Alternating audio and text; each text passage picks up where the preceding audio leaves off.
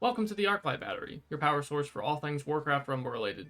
In today's video, we are doing Arclight Rumblings, episode 4, and as always, I'm joined by Blue Max here. How's it going, Blue Max?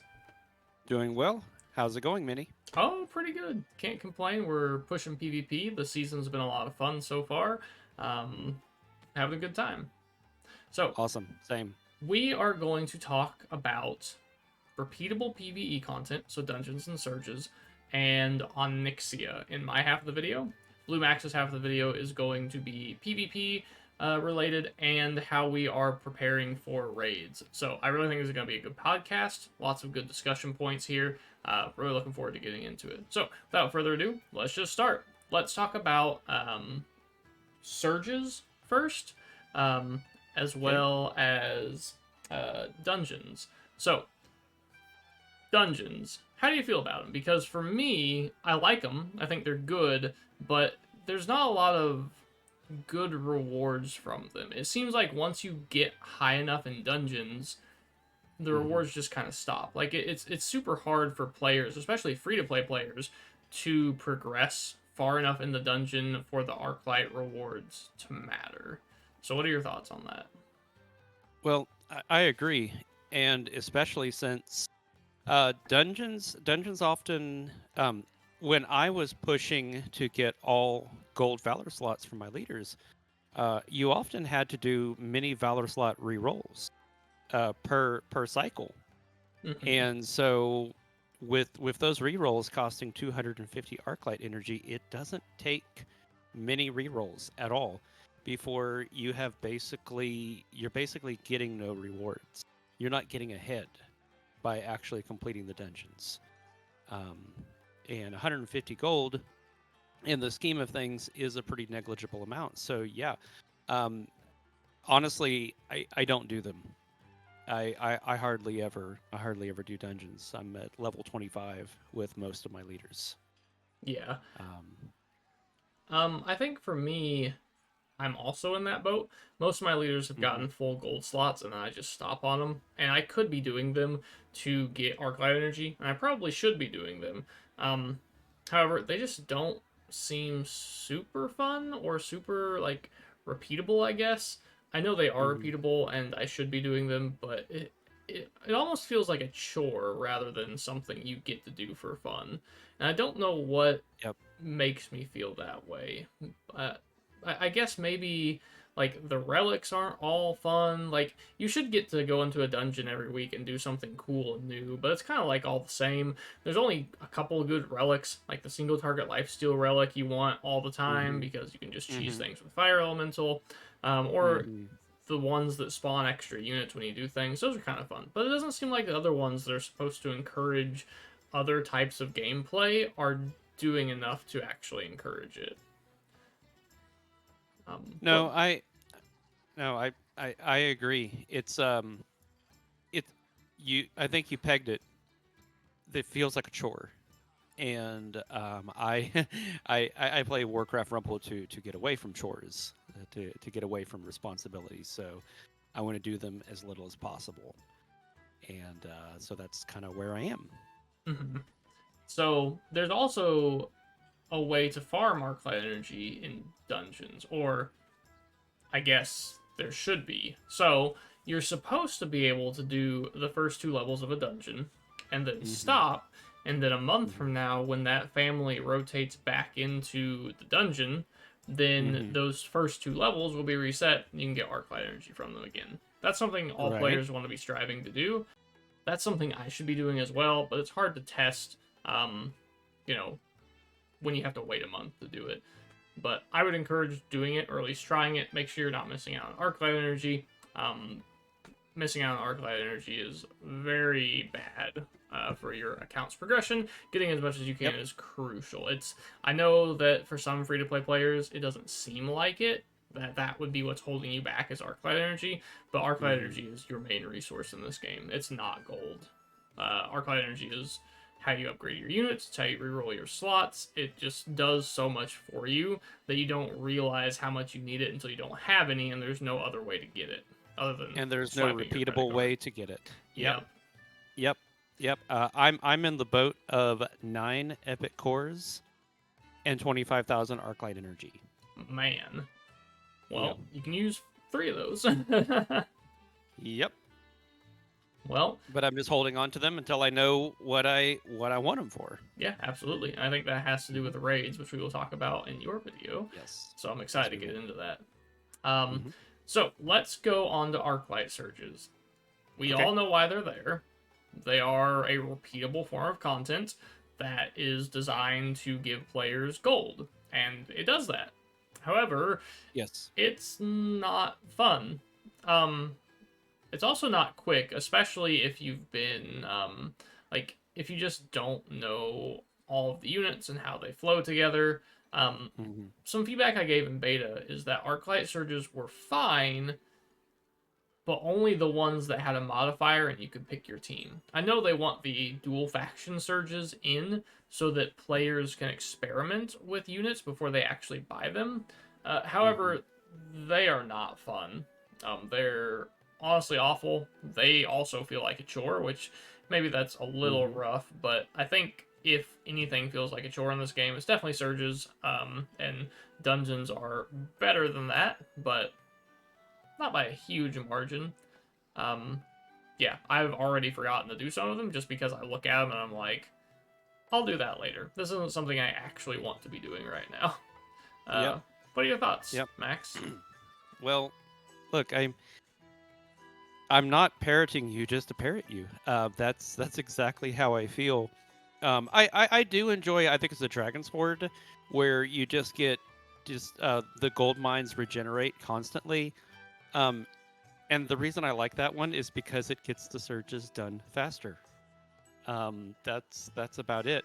But yes, I especially dislike the multiple faction ones because you don't get to select your deck, and so you don't get a lot of synergy, and you can get some really weird combinations, especially when you get particularly tricky maps that would require you to tailor your deck very carefully for that map.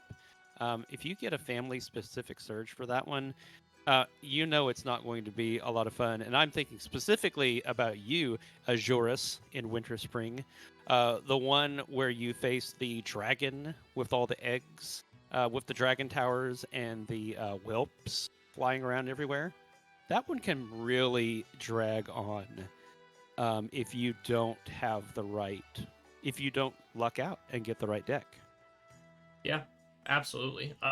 Yeah. There have been a couple of winter spring maps where you have like one flying unit in the deck, and it's like, okay, this is gonna be a struggle. It's gonna take me the entire Hmm. timer of the map to beat this. If Yep. I play well, and honestly, I don't play well all the time. But Well, yeah, if you say you don't play well, how do you think the rest of us feel doing it? yeah, I guess Yeah. so. But yeah, I think both dungeons and Arclight surges Uh huh. are okay. I don't want to be super negative about them. Hmm. They feel fine, but they do feel very chore-like. Um, I think Arclight surges are the biggest offender of that, but Yeah. they're okay. I guess they're designed for what their purpose is, which is generating gold on a consistent basis. But it just Hmm. feels like we're really lacking in repeatable PvE content, and Hmm. those are the things we have offered to us, and neither of them are very fun. Well, there's actually a third. And the fact that you aren't even thinking of quests Oh, tells us exactly what you think of quests. oh, cool. Quests are awful. They're so bad. Oh man, I didn't even have this written down for the podcast, but this is a great topic. So Yeah. quests are, yeah, I totally forgot about them. They're horrible. So they did make it to where you do PvP and it resets your green quest. So then you go do a blue or a Hmm. purple quest and you get more Hmm. XP, which is an awesome change. I'll give that to them. That's Yep. fantastic. I get that that's a grindable source for XP, but it's Hmm. not really fun. And it also punishes you for doing more quests. So the more quests you do and the more you succeed at quests, the higher level the Hmm. mobs get in those Hmm. quests. Yeah. So it doesn't it's not like something you do casually while you're on the couch like you're supposed to be, like for when you play a mobile game, right? You want to do something Mm. that doesn't take a lot of effort. Like PvE shouldn't take a ton of effort, especially on the repeatable content. Like if you're struggling against a Mhm. brick wall that's like your next PvE mission that you're progressing on, yeah, Mhm. it should take some focus. But like when you when you are playing quests to gain XP, it shouldn't increase the level to make it more and more difficult. That just seems so silly to me. Um, It yeah, it's it it it awful. it is an odd mechanic, and of course, it encourages people to intentionally throw several matches in order to lower the difficulty, in order that the quest will go back to being that casual, mind-numbing grind that you do, that I do, while sitting on the couch talking with my family or even watching a show. So I agree they're not engaging, but I have found that I I don't on a daily basis reach that no more quests until 12 a.m. tonight, but I am keeping up with them as a good, repeatable way of getting XP. And in fact, I have a very specific deck I run quests on in order to allow me to target very specifically the exact mini or minis that I want to get to the next level. Hmm. So I'm okay with them. I like them more than you do, but I'm not saying they're fun or engaging. They're just something that has to be done. Yeah. Well, they don't have to be. I think I've done probably average less than a quest per day. Like if you were to take the entire time I've been playing this game and average out how Wow. many quests I've done, it's definitely less than Yeah. a quest a day. There are so many days where I don't even look at quests. Like I'll see an epic quest and I'll look at it, Uh-huh. and I know that that XP is good on a unit, but if it's not something that I have that's like really close to hitting the next level, I'm just like, I'd rather go play PvP. It's just And then there's me, who's got a spreadsheet of like I think it's now down to 14 minis that I was trying to get to level 28, specifically for PvP as well as for raids. oh Uh, man. and I keep that updated, pretty much on a daily basis as I watch and track the progress that I Hmm. get closer and closer. I didn't do near as much PvP in the early months of the game, and I didn't start buying the megatomes in the shop until late December. And so I feel like I've got to play catch up compared to some of the other players. So Yeah. Yeah, I'm willing to do it. that's kind of what I've been doing too now is buying the XP tomes. Um Yeah. so I'm not like buying raw gold to do it. So if I'm just like lacking on gold for a day, I won't pick those up.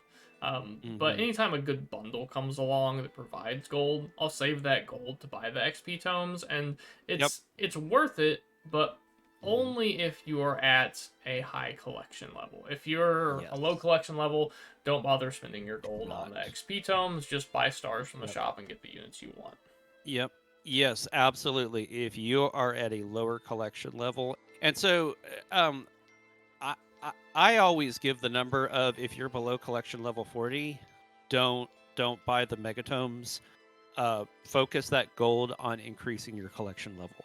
Maybe one day I'll really pull out my pencil and spreadsheet and figure out more optimization for that. But that's just been kind of the gut feeling I have. And yes, at my stage, Mini, definitely you, and a lot of the other top PvP players in Diablo gaming, we're all at the stage where it makes almost no sense to just fling gold in the grid because we have everything we want at Epic, and legendary cores are so scarce that there isn't a huge amount of value. Um, to getting minis at maximum. And so throw that gold into the megatomes if you're at that stage. Yeah, So it varies. absolutely.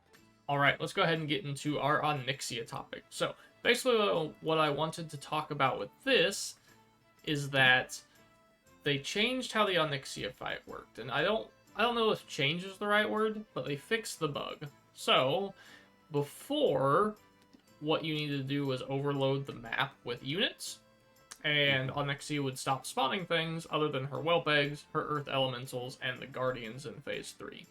Mm-hmm. They fixed that. And so there's been a conversation with some people kind of upset with that. I don't get people being upset.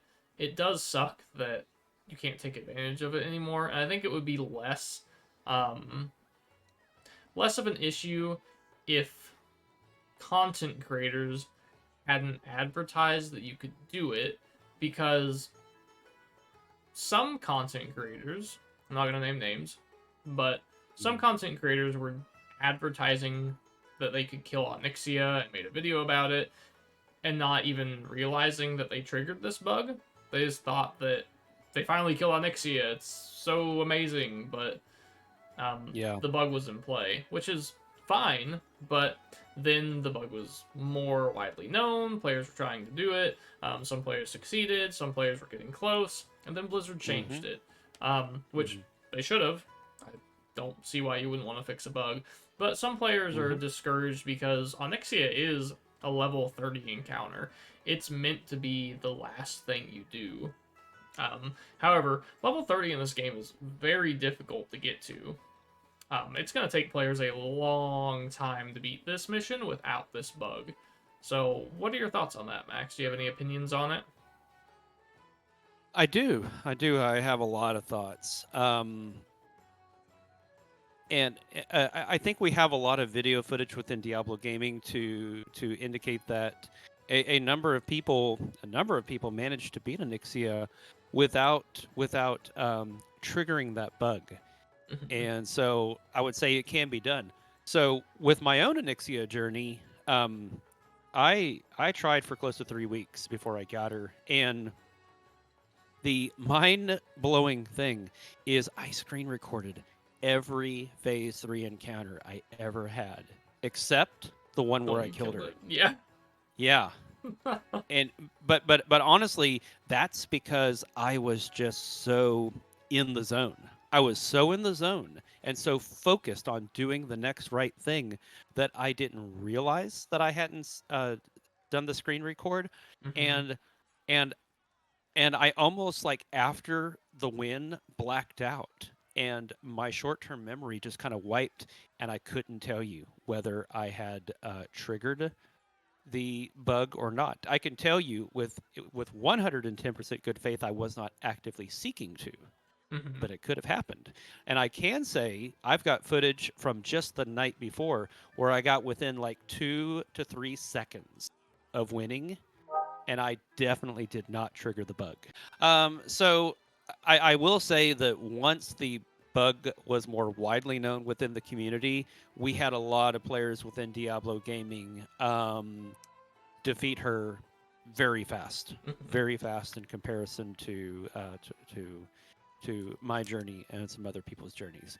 And so I think that has added to some of the frustration, because basically in the first month or two of global launch, I mean, shoot, I killed Onyxia on November 29th, and I think I was the 12th or the 13th member of Diablo Gaming to beat her. So at that stage, you only had maybe 30 or 40 people who had beaten her, and so having deep breath was a big deal.